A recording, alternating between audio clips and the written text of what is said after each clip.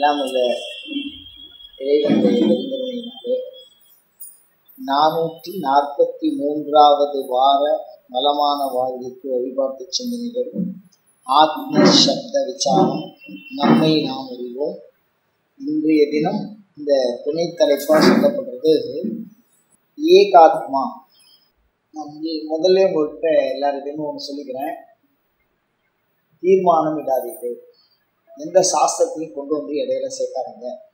அந்தந்த பண்பை அதனதன் வழியில் அப்படியே பயிலும். ஒவ்வொரு மொழிக்கும் ஒரு அழகு இருக்குது.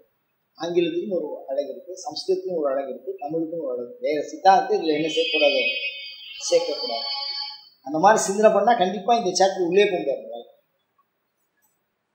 சாஸ்திர விசாரத்தில் அது பெரிய தொந்தரவு. அதுக்காக திருப்பி ஏகாத்மானா என்ன? ஏகம்னா ஒன்று, ஒரு எண்ணிக்கை.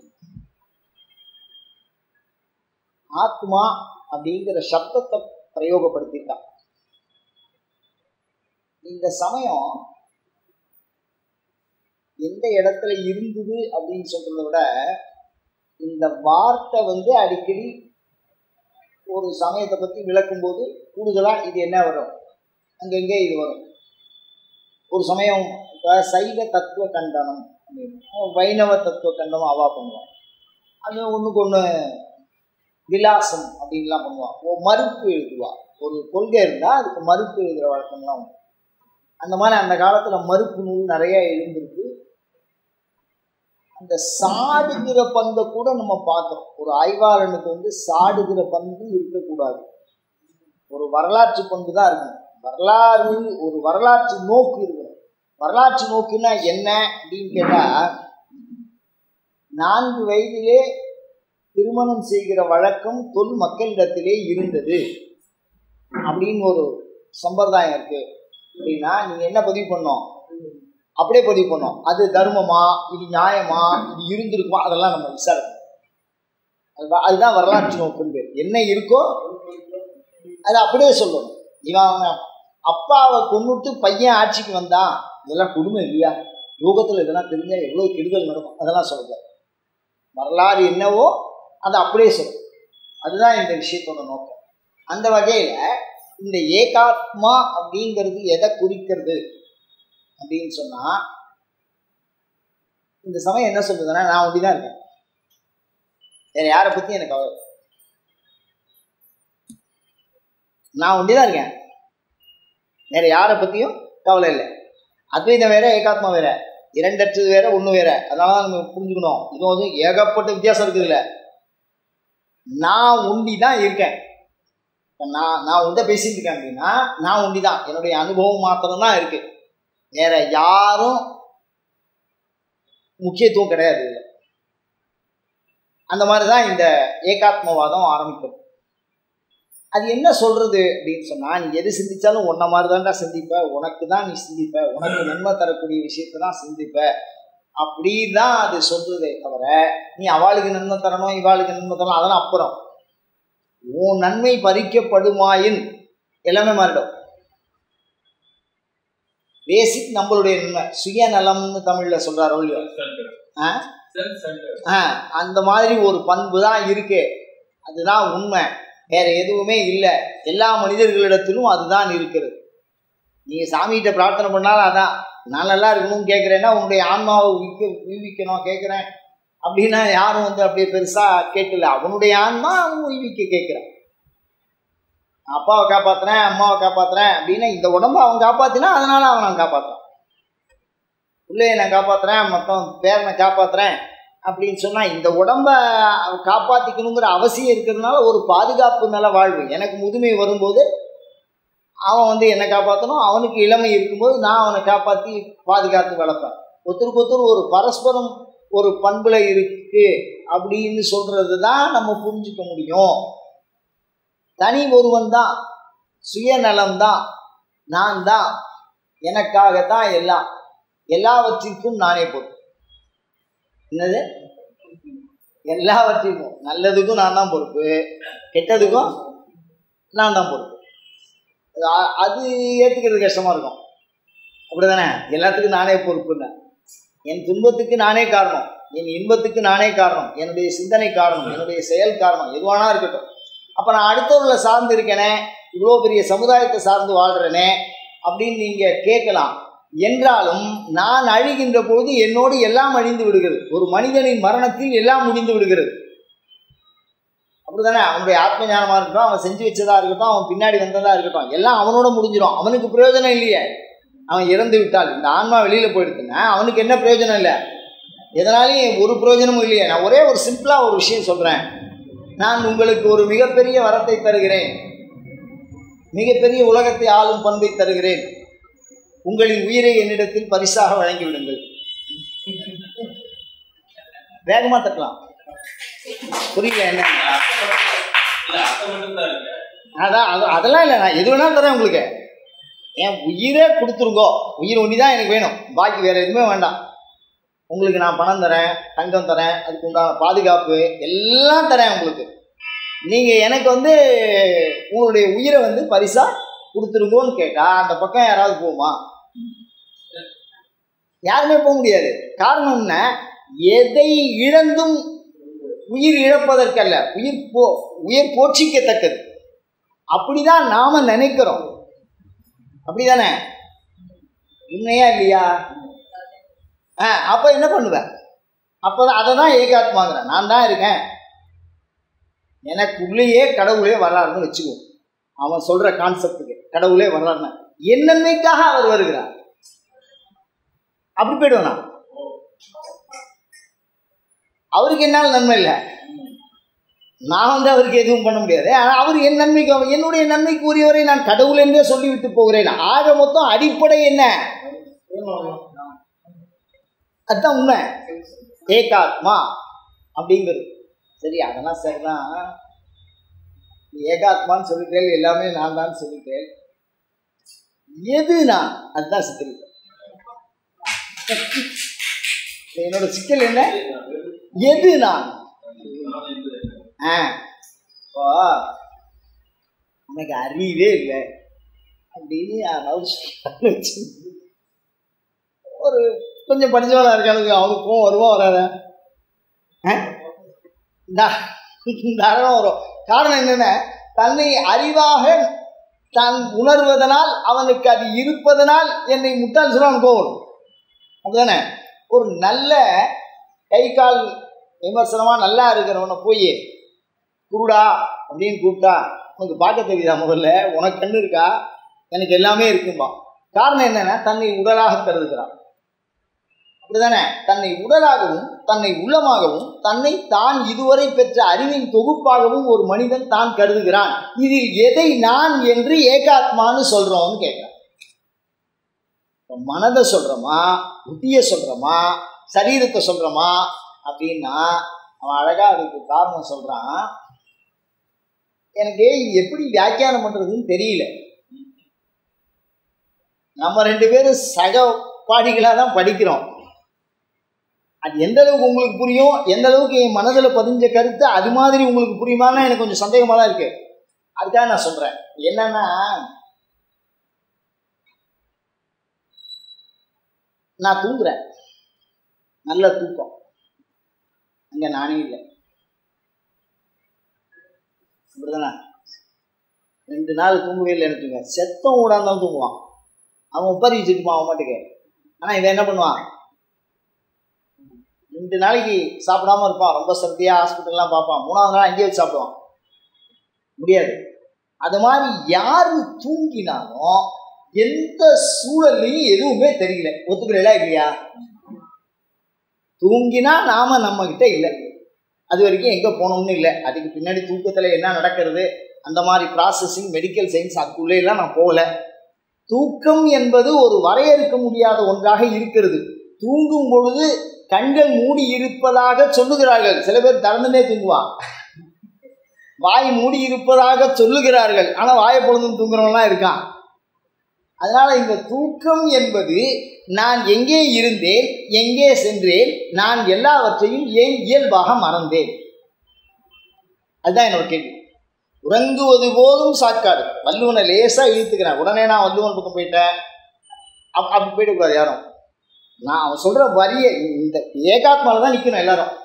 இப்போ என்னன்னா, உறங்குவது போலும் சாக்காடு, நான் எப்பொழுது இறந்து விடுகிறேனோ அந்த பண்பை நான் உறங்கும் போது பெறுகிறேன். அப்படிதானே? புரியுதா இல்லையா? இப்ப இறந்து விடுகிற பண்பு என்பது நான் எந்த இடத்திலும் எதை பற்றியும் கவலை இல்லை. எவ்வளோ பெரிய கவலையான சூழலா இருந்தாலும் அப்படிதானே? கடன்காரனா இருந்தாலும் சரி, கடன் கொடுத்தவனா இருந்தாலும் சரி. கடன் வாங்கினவனுக்கு ஒரு நாள் தூக்கம் கிடையாது, கொடுத்தவனுக்கு அவன் திருப்பி வாங்குற வரைக்கும் தூக்கம். எப்படி? திருப்பி அந்த கடனை வாங்குற வரைக்கும் அவனுக்கு தூக்கம் போச்சு. ஆக மொத்தம் எது எப்படியா இருந்தாலும் சரி, அவனும் தூங்குறான். நான் சொல்லல, கடன் பெற்றால் நெஞ்சம் போல் கலங்கினால் இலங்கை வேந்தன், அவனுக்கே இந்த கடன் இருக்குன்னா. இவ்வளோ பேர் செத்து போயிட்டானடா, தம்பியெல்லாம் அங்கே போயிட்டான், இவ்வளோ பேர் எனக்காக உயிரை விட்டுருக்கான், நான் இப்போ போய் ஒரு பொம்மநாட்டிக்காக திருப்பி என்கிட்ட விட்டுரு அப்படின்னு ராமர் காலில் விழுந்தேன்னா அவன் ஒப்படைச்சிட்டு போயிடுவான் மகாவீரன். ஆனால் நான் இது வரைக்கும் நன்றி கேட்டவன் ஆகிடுவேன்டா, கடன் பட்டவனாயிட்டேன். எவ்வளோ ஒரு நேர்மை பாருங்க. அசைவனுடைய குணம்னு நம்ம சொல்கிறோம், எப்பேற்பட்டவனுடைய விஷயம் அடுத்தவன்கிட்ட வாங்கிட்டோமேடா நம்ம அப்படின்னு யோசிக்கிறான். அப்போது ஒரே ஒரு விஷயம்தான் நான் சொல்ல ஆசைப்படுகிறேன். நீங்கள் உறங்குகிற போது பாதி இறந்து விடுகிறீர்கள், அவ்வளோதானே? பாதி. ஏன்னா அது ஒரு இறப்பின் தன்மையே உறக்கத்திற்கு இருக்கு. ஆனால் மரணம் நெடியதாக இருக்கிறது, உறக்கம் கொஞ்சம் கேப் இருக்கு. அதுக்கு தற்காலிகமா இருக்கு, அது நிரந்தரமா இருக்கு, அவ்வளவுதான் வித்தியாசம். ஆக மொத்தம் ஒரு மரணத்திற்கு சமானம் தான் உறக்கம்னு சொல்றேன். இந்த உறக்கம் உங்கள் உடலுக்குள்ளே இருக்கிறது. எந்த இடம் ஓய்து, எப்படி எல்லாத்தையும் மறந்தீங்க, திருப்பி எப்படி நீங்க முடிச்சுங்க? புரியல. தூங்கினது என்னவோ கரெக்டு, ஏதோ தயிர் சாப்பிட்டேன் ஏப்பம் வந்ததுன்னு சொல்லுவோம், கொஞ்சம் மந்தமா இருந்தது, என்ன சொல்ற, அப்படியே தூங்கிட்டோம், எப்படி வேணாலும் சொல்லுவோம். எப்படி எழுந்திருந்தது? உங்களை மீண்டும் எழுப்பி விட்டது யார்?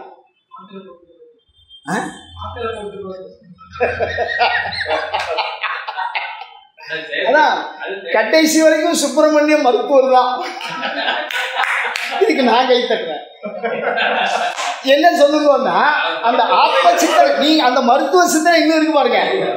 நான் ஒரு மருத்துவன் அப்படிங்கிற அந்த ஒரு பண்பு இருக்கு பாருங்க, அதுல தான் மாட்டிக்கிறோம். அதுல மாட்டிக்காம ஏகாத்மாக்குள்ள போகணும். இப்ப இயற்கை. அதனால இப்ப நீங்க தூங்க வைக்கலாம், அவனை தூங்க வைக்கலாம். அப்படி உறங்க செல்கிறீர்கள், மயக்கம் கூட கொடுக்குறீங்க, ஏதோ ஒரு ஆப்ரேஷன்லாம் பண்ணுறீங்க, அவர் சொல்றதை நம்ம ஒத்துக்குவோம். ஆனால் அந்த உறக்கத்திலும் கூட எல்லா பண்பும் இறந்து போய்விடுவதில்லை. ஒருத்தனுக்கு ஹார்ட் ஆப்ரேஷன் பண்ணுறான், மறுநாள் காலமுறை எல்லாம் பண்ணிவிட்டு ஏந்திருந்தோடனே நீங்கள் என் மனைவியானவன் கேட்கறது இல்லை, அவன் திருப்பி அதே மாதிரி தான் இருக்கான். அவனுடைய ஹார்ட்டில் சேஞ்ச் பண்ணியிருக்கான், மிஷினை வச்சுருக்கான் உள்ள. அப்படி வச்சா கூட அவனுடைய நினைவோ சுற்றமோ இதுவோ அப்படியே இருக்கு பிரஜை. அது விஞ்ஞானம் செய்து கொடுத்த மிகப்பெரிய சாதனை. நமக்கு உள்ளகிற பாட்டெல்லாம் வெளில எடுத்துட்டான், அப்படிதானே? அப்படி எடுத்து உள்ள ஏதோ வச்சு ஏதோ பண்ணிட்டான். ஆனால் அதுக்கு வந்து அவன் மாறணும்ல. ஒரு கண்ணை எடுத்து இன்னொரு உயிரோட இருக்கிறவனுக்கு வைக்கிறான். அது போன பிறவியில் கண் இருந்தவனுடைய ஞாபகம், இது எங்கள் சித்தப்பா, இது எங்கள் பெரியப்பான்னு அந்த கண்ணு இருந்தவனோட உறவையா சொல்கிறான். கொஞ்சம் வேகமாக தட்டலாம், எனக்கு ஒன்றும் புரியல. நான் சொல்கிற மேட்ரு உங்களுக்கு புரியுதா? ஒருத்தரோட கண்ணை எடுத்து இன்னொரு இடத்துல வச்சுட்டோம், அப்போ அவருக்கு அந்த பழைய ஜென்மம் வரதில்லை, வர வாய்ப்பு இல்லை. அப்போ இவைகளில் இருந்து வேறானவன் நான், அப்படிதானே? அந்த அந்த ஒரு விஷயம், இவைகளில் இருந்து வேறானவன் அந்த நான் தான் இங்கே ஏகாத்மான்னு நான் சொல்கிறேன். அந்த நான், இவைகளில் இருந்து வேறான நான். சரி, அந்த வேறானவன் நான் அப்படின்னு சொல்றதோட சொல்லி என்ன நிறுத்திட்டான் அப்படின்னா, ஒரே ஒரு வார்த்தையை சொல்றான், இது உள்ள எப்ப வந்தேன், இதை விட்டு எப்ப வெளியில போவேன், நான் ஏன் இப்படி ஆனேன் அப்படின்னு முழுவதுமா எனக்கு எந்த ஞாபகமே இல்லை. நான் இந்த கதையை சொன்னாதான் உங்களுக்கு புரியும், அது வரைக்கும் நான் சொதப்படுறதாதான் நீங்கள்லாம் எடுத்துப்பீங்க. ஆன்மா ஆனா பொண்ணா? உடல் ஆணா இருக்கு, பொண்ணா இருக்கு, ஐயா இருக்கு, உடலை வச்சுதான் சொல்றோம். அப்போ இந்த உடலைத்தான் அவன் ஏகாத்மான்னு சொல்றான். இந்த உடலுக்காக தான் நம்ம வாழ்றோம். இந்த உடலை நீங்கி என்னை ஒரு சிறிதும் உணர முடியலையே, அது இல்லை கஷ்டம். நீங்க உடலை வைத்து நீங்க சொல்றீங்க, நான் மரம் தன்னை மரம் என்று கருதுகிறது. எருமை தன்னை எருமை என்று கருதுகிறது. ஆனால் மரத்திற்கு இருக்கும் ஆன்மாவும் எருமைக்கு இருக்கும் ஆன்மாவும் ஒன்று. குணம் வேறு. இல்லாத குணத்தை ஆன்மா எப்படி தன்மேல் ஏற்றுகிறது? அந்த பண்பு இதில் எப்படி ஏறிச்சு, இந்த பண்பு அதில் எப்படி ஏறிச்சு? அதுதான் பிரச்சனை. இப்போ ஏகாத்மால என்ன விசேஷம் அப்படின்னு கேட்டீங்கன்னா, அவன் உடம்ப தான் சொல்றான். இந்த உடம்பு ஆன்மாவிற்கு நிலைக்களம்னு சொன்னான். என்னது? இந்த உடம்பு ஆன்மாவிற்கு நிலைக்களம்னு சொன்னான். அப்ப நிலைக்களம்னு சொன்னா உன் ஞாபகம் நீ வேறன்னு உனக்கு எப்படி இல்லாம போகும்? இது உள்ள வர வரைக்கும் உனக்கு எப்படி ஞாபகம் இல்லாம போயிடும்? நான் வேறு, இந்த உடல் வேறு, என் உடல் அவதிப்படுகிறது, நான் கவலை இல்லாமல் உறங்கி கொண்டிருக்கிறேன். யாராவது சொல்லுவாங்க? யாரும் சொல்ல மாட்டார. இந்த உடல் வேறு என்று அறிந்தாலும் அதனோடு நீங்கள் தொடர்பு கொண்டிருக்கிறீர்கள். நீங்கள் அதிலிருந்து விலக முடியவில்லை. உங்கள் எந்த கூற்றும் உங்களின் உடலை அடிப்படையாக கொண்டது. அதில் எல்லா அளவுக்கும் சந்தேகமே கிடையாது. நம்மளுடைய உடல் பித்து எந்த அளவுக்கு அதிகமாக இருக்குன்னா, நாம் கும்பிடுற சாமிக்கே உடம்பை கொடுக்குற லெவலுக்கு உடல் பித்து. உடல் பித்து. நான் இந்த உடல் மேலே என்னுடைய மனைவி வச்சிருந்த சாமிக்கே 2 கொண்டாட்டி உருவாக்கிட்டான். அவனுடைய சாமி அவன் கும்பிட்ற மாதிரியே இருக்கும். நான் இது வரைக்கும் நிறைய படம் பார்த்துருக்கேன். அதில் சிவபெருமானுடைய முகத்தில் தாடியோட பெரும்பாலும் யாரும் போடுறதில்லை. அவர் சேவை பண்ணுறது நல்லா புரிஞ்சுங்க. நான் தயவுபண்ணி தப்பாட்டிக்காதீங்க. அத்துணை பேர் பாதகமங்களையும் வேண்டி விரும்பி கேட்டுக்கொள்கிறேன். ஒரே ஒரு விஷயம்தான், அவர் முகம் எப்பொழுதும் பெண்ணை போன்று கருணையாக இருக்கிறது. அவன் சர்வசம்மார காரணம். பார்த்தா பயந்து நடுங்கி செத்துரும் அப்பவே. அந்த மாதிரி ரௌத்ரமான கண்களை கொண்டவன், விரூபாட்சன், பொருத்தமற்ற கண்களை கொண்டவன். ஆனால் படத்தில் அவனை பார்க்கும்போது ஒரு கம்பீரமாக ஒரு சிவன் படம் போட்டிருக்க பாருங்க. உண்மையிலே அவெல்லாம் பகவான், நான் அது இல்லைன்னு சொல்லலை. ஆனால் அது எப்படிப்பட்ட உணர்வை தருகிறது? முகத்திலே கருணையும் உடலிலே ஆண் பண்பையும் அவருடைய நளினத்திலே கொண்டதா? இதெல்லாம் யார் பண்பு? நம்ம பண்பு. அதை நீங்க அதுல ஏத்துறீங்க. அப்ப எந்த அளவுக்கு நீங்க அதனால பாதிக்கப்பட்டிருக்கீங்கன்னு நல்லா புரிஞ்சுக்கணும். நம்ம அடுத்தாலையும் சேர்த்து என்ன பண்ணிடுவோம்? எனக்கு சின்ன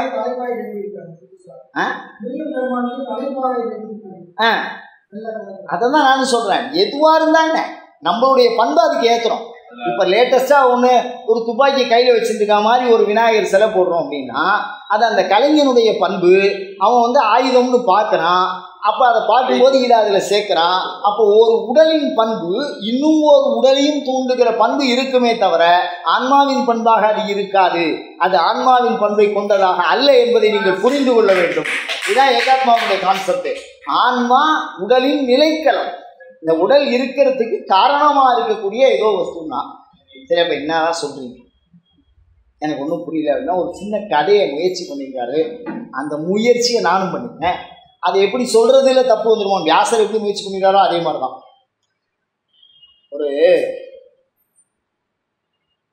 இந்த உடம்புக்கும் நமக்கும் உண்டான ரிலேஷன்ஷிப். நாரதரை பார்த்து ஒருத்தர் கேட்குறாரு, யோகமாயான்னா என்ன? நல்ல கேள்வி, அருமையான கேள்வி. அவர் வேற சப்ஜெக்ட்டுக்கு இந்த கதையை யூஸ் பண்ணுறாரு. நான் ஏகாத்மாவுக்கு இந்த கதையை என்ன பண்ணுறேன்? புரிய வைக்கிறதுக்கு பயன்படுத்துகிறேன். இதுக்கும் அதுக்கும் எந்த சம்மந்தமும் இல்லை. என்னுடைய கருத்தை நான் புரிய வைக்கிறேன். அதை ஒரு சம்பவமாக சொல்கிறேன். கோர்ட்டில் நீதி வழங்கும் போது என்ன சொல்லுவா, இந்த மாதிரி ஒரு கேஸ் இந்த இடத்துல நடந்திருக்கு, அதுக்கு இந்த தீர்ப்பு கொடுத்துருக்காரு சொல்லுவேன். அந்த மாதிரி அதை இதில் எடுத்து பார்ப்போம். அந்த மாதிரி நான் சொல்கிறேன். சொல்கிறது ஒன்றும் சாதாரண ஆள் கிடையாது. ஒரு பெரிய ஆள். நாரதரை பார்த்து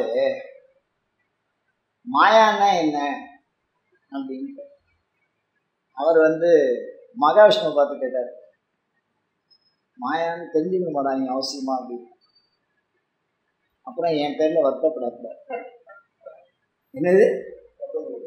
என் பேர்ல வருத்தப்படக்கூடாது, நீ தெரிஞ்சுக்கணுமா? அவசியம் தெரிஞ்சுக்கணுமான்னு கேட்டான். இல்லை எல்லாத்த பற்றியும் தெரிஞ்சுக்கிட்டேன், இந்த மாயை பற்றியும் நான் என்ன பண்ணிடணும், தெரிஞ்சுக்கணும் அப்படின்னு. ஏன் வருத்தப்படக்கூடாது? அப்போ ஒரு குறுக்கூத்து வச்சு பேசுவார். சாட்சாத் பரமாத்மா விஷ்ணு மாதிரி ஒரு கடவுளை பார்க்கவே முடியாது. காரணம் என்ன? இறங்கி நமக்காக சாக்கடை குத்துருவார். நம்ம உடம்புக்குள்ள வருவார். நம்ம எப்படி அவஸ்தைப்படுறோம்னு அவர் பார்ப்பாரு. அதுக்கு வெளியில் போய் அதுக்கு ரெக்டிஃபிகேஷன் கொடுப்பாரு. வாட்ட ஒன்று விஷயம் அது அவதாரம். அந்த மாதிரி உள்ளே வந்தோடனே எப்போவுமே நாராயணாங்கிற நாமத்தை நான் மறந்தாலும் சொல்லுலாம் நமச்சிவாய் நம்மால் சொல்லுவார்ல, அந்த மாதிரி விஷ்ணுநாமத்தை ஒரு நொடியேனும் ஒரு மாத்திரை பொழுதேனும் மறக்காத ஒரு ஆள் இருக்கான் அப்படின்னா அது நாரதர் தான். அது நீங்கள் என்ன புரிஞ்சுக்கணும். இந்த கான்செப்டை நீங்கள் எழுதி வச்சுங்க. இது வந்து முதல்ல நான் உங்களுக்கு சொல்கிற வரி. இப்போ அவன் என்ன பண்ணா, மகாவிஷ்ணு சொல்கிறேன், இப்போ இந்த ஏகாத்மவாதம் தான் அழிச்சுன்னு போகிறேன்னு ஒரு கொல்தாங்கரி அழிச்சுன்னு போனார். அது கடையாக இருக்கா கருத்தாக இருக்கா அதுக்குள்ளே ரொம்ப போகண்டாம். அந்த குளத்தில் போய் குளிடான்னார். அவர் எப்போவுமே இந்த தம்பூரா வச்சுருப்பார்ல, அது இந்த துளி இந்த துளியெல்லாம் வச்சுக்கிட்டு இதை எடுத்துன்னு இவர் கிளம்பிட்டார். யார்? அவர் பறந்துட்டார். இவர் கரையை விட்டு இப்படி மேலே ஏந்திருந்தார். பொம்பளை ஆகிட்டார். என்னது? ஒரு பொம்பளை ஆகிட்டார். நல்லா ஞாபகம் வச்சுங்க. இப்போ நம்ம ஏகாத்மவாதம் பார்க்குறோம், நாரதரை பார்க்கல. அவர் பொம்மனாட்டி ஆகிட்டார். அங்கே ஒரு ராஜா அந்த நேரம் பார்த்து, நீ ரொம்ப அழகாக இருக்கே, என்னை கல்யாணம் பண்ணிக்கோ, நீ இல்லைன்னா நான் செத்தே போயிடுவேங்கிறான். அவன் முழு ஆள், அவன் முழு ஆம்பளை. யோசிச்சு பாருங்க, இந்த மாயை எப்படி நம்மளை சிக்க வைக்கிறதுன்னு பாருங்க. இல்லைன்னா என்னால் வாழவே முடியாது அப்படின்னு சொன்னான். சரி, கல்யாணம் பண்ணான், குழந்தை குட்டியை பெற்றான். 16 புள்ளியோ 18 புள்ளியோ பெற்றான்னு வச்சுங்க. நம்ம ஏன் அந்த விஷயத்துக்கு நான் போனேன். பெற்றுனா வளவலன்னு ஆச்சு, எல்லாரும் இவா கல்யாணம் பண்ணான். அதில் ஒரு விஷயம் எழுதுறாரு அந்த ஆத்தர், மாட்டு பொண்ணு கூட அடிக்கடி சண்டை போட்டா அப்படின்னு. நாரதர் இப்போ யாரு? கிழவி ஆயிட்டா, மாமியார் ஆயிட்டா. மாட்டு பொண்ணு கூட அடிக்கடி என்ன வருதா? சண்டை வரும். அதை எழுதுற பதிவு பண்ணியிருக்காரு. அதான் அழகு. ஆத்தர் வந்து மேலையும் கீழே போயிட்டு வரணும். கீழே இருக்கிறவனையும் மேலே இருக்கிறவனையும் தொடரணும் இல்லையோ. அதனால மாட்டு பொண்ணு கூட சண்டை வந்து போச்சு, வாழ்க்கையே வெறுத்து போச்சு. ஆத்துக்கார் பல நேரத்தில் திட்டினார். இனிமே ஏண்டா வாழ்க்கைங்கிற லெவலுக்கு ஆயிடுத்து அப்படின்லாம் சொல்லி எல்லாம் முடிஞ்சுது. திடீர்னு எல்லா குழந்தைகளும் மன்னன், அதனால எதிரிகளை பூர்ணமாக அழிப்பான்ல, அந்த மாதிரி அவரோட ஆத்துக்காரன் என்ன பண்ணிவிட்டான், அழிச்சுட்டான். புள்ளை உலையெல்லாம் கொண்டுட்டான். அந்த அம்மா கதறுது, இதுக்கு மேலே என்னால் முடியல, ஆண்டவனே மகாவிஷ்ணுவே என்னை கொண்ட போயிடு, எனக்கு வாழ்க்கை வேண்டான்னு கதறான். அப்போ ஒன்றும் தெரியாத மாதிரி ஒரு வயசானவர் வர்றார். இப்போ நல்லா தெரிஞ்சுங்க, அவர் உள்ளே போகும்போது என்ன வயசு, பேரன் பேத்தி அவங்களையெல்லாம் பூண்டோடு அழிச்சாச்சு. எவ்வளோ பெரிய சோகம், எவ்வளோ பெரிய திருப்தி, எவ்வளோ மகிழ்ச்சி, எல்லாத்தையும் அனுபவிச்சாச்சு. வந்தோடனே இந்த வாழ்க்கையை நிலையற்றது, இந்த குளத்தில் குளிச்சு ஏந்திரு, உனக்கு நான் எல்லாத்தையும் புரிய வைக்கிறேன்னா இன்னொரு குளத்தில் குளிக்க சொன்னார். அந்த குளத்தில் ஏந்திருக்கும் போது நாரதராக ஏந்திருக்கிறார், ஆம்பளையாக ஏந்திருக்கிறார். அப்படி ஏந்திருந்த உடனே இப்போ என்ன தெரியறதான்னு கேட்டாங்க. அப்போ குளத்தில் போனவன் ஏற மாட்டேங்கிறான் கரைக்கு. என்னடா பண்ணுற கரையில, எனக்கு பூர்வ ஜென்மம்லாம் ஞாபகம் வந்துருக்கு, நீ என்னை விட்டுட்டு போயிட்டேன், நான் பெண்ணாக இருந்தேன், இப்படிலாம் எனக்கு கஷ்டப்பட்டேன், இப்போ என்னை வந்து ஆட்கொண்டு நீ என்ன பண்ண, திருப்பியும் ஆட்கொண்டிருக்க அப்படிங்கிறது எனக்கு புரியுறது. அப்போது இதுக்கு முன்னாடி எனக்கு ஆண்கிற ஒரு பிரஜை கூட இல்லை. நான் ஒரு பெண்ணா ஆனாங்கிறதெல்லாம் இங்கே பிரச்சனை இல்லை. இப்போ என்ன பிரச்சனை அப்படின்னா பிரஜை தான் பிரச்சனை. பிரஜைன்னா அதாவது நாம் அனுபவ உணர்வு. இதில் என்ன இதுனா, இந்த சரீரத்துக்குள்ளே வந்துட்டா அந்த அனுபவ உணர்வு தான் வருது. அதை புரிஞ்சுக்கணும். நீங்கள் எந்த சரீரத்தை எடுத்துக்கொண்டு இருக்கிறீர்களோ அது தொடர்பான அனுபவம் மட்டுமே உங்களிடத்திலே நிலைத்து நிற்கிறது. இதுதான் இந்த கதையினால நான் சொல்ல வரேன். இப்போ என்ன புரிஞ்சுக்கணும் நம்ம அப்படின்னா, இந்த உடம்பு அந்த குளம், எந்த குளம், மூழ்கி எழுந்த குளம். இது உள்ள பூந்தா, இது உள்ள போயிட்டோம், இந்த ஆன்மா உள்ள வந்துட்டு தொலைஞ்சு அதோட மறந்துச்சு. எங்கேருந்து வந்தோம், எங்கேருந்து போனோம், எங்கே வந்தோம், எங்கே இருந்தும் தெரியாதுங்கிறான். திருப்பியும் எவன் கொண்டு வந்து கொல்தாங்கரில் விட்டானோ அவன் தான் நம்மளை காப்பாற்றணுங்கிறான்.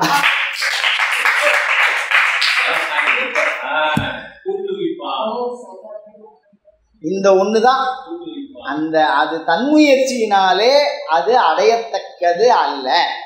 யாரோ சம்படி ஒத்தாசை பண்ணதுங்கிறான், கடவுள் ஒத்துக்க மாட்டேங்கிறான். நல்லா ஞாபகம் வச்சுங்க. என்னது புரியல நான் சொல்றது? கடவுள்னு ஒத்துக்கிறது இல்லை, யாரோ ஒருத்தன் சேர்த்துக்கிறான். அது யார் சேர்த்துக்கிறாங்கிறது அவனும் என்ன மாதிரி ஆளு. அவன் இது உள்ள விழுந்திருக்கான், அவன் ஏந்திருக்கான், அவனுக்கு இது தெளிவா தெரியுது. அதனால இவனுக்கு தடுமாறாம உள்ள போறோம். அதனால அவனும் என்னை போன்றவனே அப்படி புரிஞ்சுக்கணும். நல்லா புரிஞ்சுக்கணும்.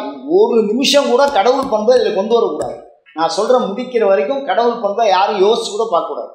இப்போ அவனோட போது ஒரு இடத்துக்கு போறீங்க, ஒரு தெரிஞ்ச இடம், சரசரசன்னு உள்ள போவீங்க. தெரியாத ஊருக்கு போனால் என்ன பண்ணுவான்? அது மாதிரி அவனுக்கு தெரியுது, அவன் உன்னை ஜாயின் பண்ணி விடுறான், திருப்பி என்ன பண்ணி விடுறான்? எடுத்து விடுறான். அந்த உடம்புங்கிறது அந்த குளம்தான் இந்த உடம்புன்னு நான் சொல்றேன். அந்த ஆன்மாவுக்கு நிலைக்கலன். அப்போ அனுபவிக்கிறது என்னவோ எல்லாமே ஆன்மா தான். அந்த உடம்புக்கும் அந்த ஆன்மாவுக்கும் என்ன உறவுனா தூக்கத்துக்கும் முழிச்சுக்கிறதுக்கும் உண்டான உறவு தாங்கிற.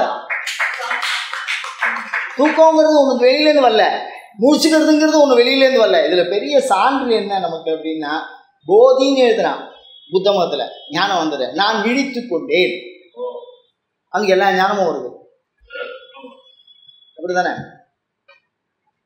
ஞானம் வருது? எப்படி எழுதலாம் பாருங்க. நான் விழித்து கொண்ட போதி புத் போத் விழித்து கொண்டேன்னு எழுதலாம். ஜாக்கிரதையா போப்பா. என்ன அர்த்தம்? தூங்காதன்னு அர்த்தம். பஸ்ஸில் போகும்போது ஜாக்கிரதையாக போனால் ஸ்டாப் விட்டு அடுத்த ஸ்டாப்பில் இறங்கிடுவோம். எனக்கெல்லாம் அந்த அனுபவம் அதிகமாக இருக்குது. எனக்கு ஓரமாக சீட்டு கிடைச்சா உட்காந்து பிரமாதமாக தூங்கிடுவோம். அதுக்கப்புறம் எங்கே போகிறோம் எங்கே வரணும்னு தெரியல. அதனால் ஜாக்கிரதையாக போனால் முடிச்சுட்டே போய் எந்த ஸ்டாப்பில் இறங்கணும் எந்த ஸ்டாப்பில் ஏறணும்னு. அப்போ விழித்தல் மட்டுமே ஞானமாக நீ முடித்து கொள்ள முடியும். அந்த விழித்தல் உன்னை போல் ஒருவனால் உன்னை காப்பாற்ற முடியும். தனியாக ஒரு கடவுள் என்று யாரும் இல்லை, எல்லோருமே ஒரே ஒரு விஷயம். அந்த விஷயத்தை அவன் அனுபவப்பட்டிருக்கான், இவன் என்ன பண்ணல? அனுபவப்படலை. அதுதான் ஏகாத்மவாதம். இந்த ஏகாத்மவாதம்ங்கிறது என்ன? நான் தான் எல்லாருமே. நான் அதை ஏன் தனக்குன்னு சொல்கிறான் அப்படின்னா, என்னோட எல்லாம் முடிஞ்சு போயிடுது.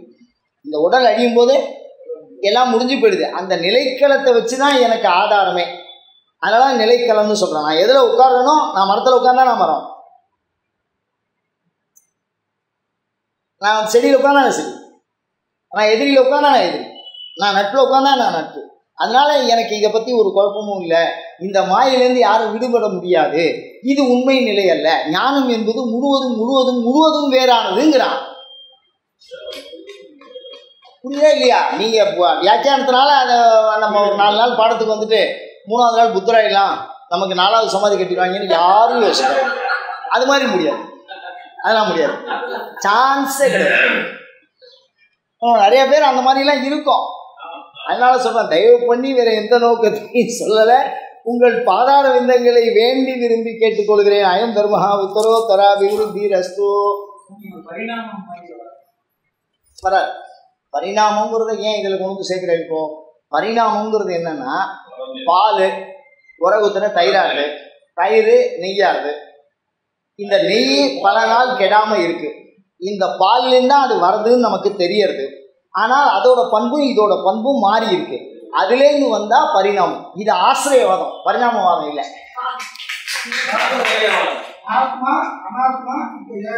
ஏகாத்மா. இந்த ஏகாத்மாங்கிறது பரிணாமம் இல்லை. பரிணாமவாதம் தனி, அது தனியாக ஒரு நாள், அது வேற விஷயம். இது அப்படி கிடையவே கிடையாது. ஆத்மானே ஒன்று கிடையாது. தூக்கமும் விழிப்பும் தான். கொஞ்சம் முழிச்சுக்கோ, பாக்கி எல்லா விஷயமும் முடிஞ்சுக்கணும் அப்படின்னு.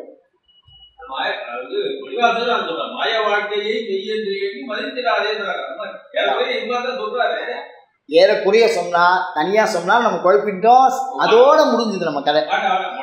வேணவே வேண்டாம். மாணிக்க வாசகர் சொன்னாலும் அது வேண்டாம்.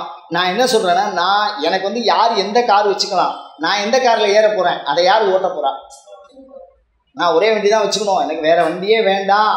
அதனால தான் சொன்னால் அந்நிய சாஸ்திரம் ந பிரவர்த்த ஏதுன்னு அடித்து தலையில் அடித்த மாதிரி சொல்கிறதுக்கு காரணம் தான். நான் முன்னாடி அப்படியே திருப்பி திருப்பி திருப்பி சொல்லணும். ஆத்மா கிளாஸ் வரும்போது ஆத்மா மறந்துட்டு உட்காருங்கன்னு சொன்னீங்க.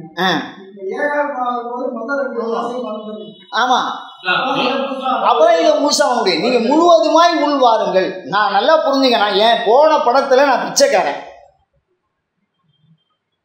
புரியுதா? போன படத்துல நான் பிச்சைக்காரன், இந்த படத்துல நான் கோடீஸ்வரன்.